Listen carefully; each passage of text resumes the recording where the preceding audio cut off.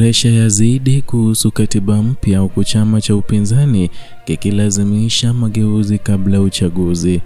Ujambo na karibu kwa taarifa zetu za Kenyascope na tafadhali kumbuka kusubscribe.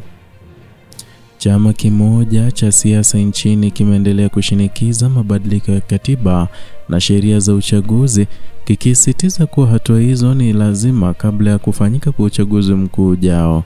Viongozi wa chama hicho wamesema kwa msimamo dhabiti kuwa katiba ya sasa pamoja na mfumo wa kisheria uliopo uwezi kuleta uchaguzi huru na haki na wenye kushirikisha pande zote kwa usawa.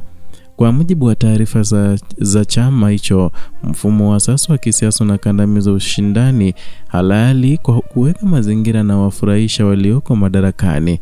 Sheria na taasisi zinazosimamia uchaguzi zinalalamikiwa kwa kutokuwa na uhuru, hali inayotajwa kuwa chanzo kikuu cha kuporomoka kwa imani ya umma katika uchaguzi wa kitaifa.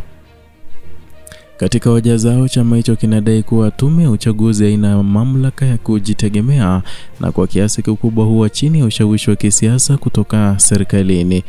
Hali hii inaitwa kuwa kikwazo kikubwa katika kuhakikisha mchakato wa uchaguzi unakuwa wazi, unaoaminika na unaoheshimu haki za vyama vyote vya wapiga kura.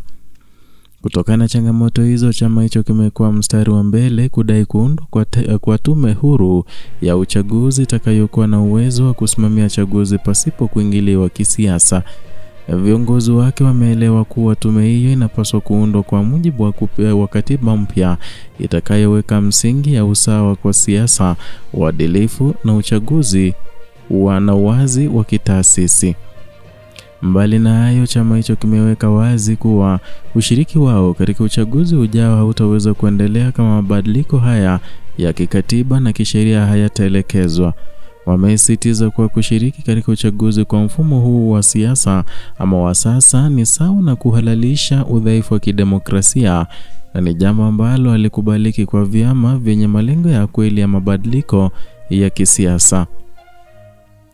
Wito wa chama hicho umeungwa mkono na mashirika ya kiraia, wanaharakati wa haki za binadamu na baadhi ya vyama vingine vya upinzani ambavyo vinaamini kuwa msingi wa uchaguzi wa haki hauwezi kuwekwa bila kuwepo kwa katiba mpya na marekebisho ya sheria.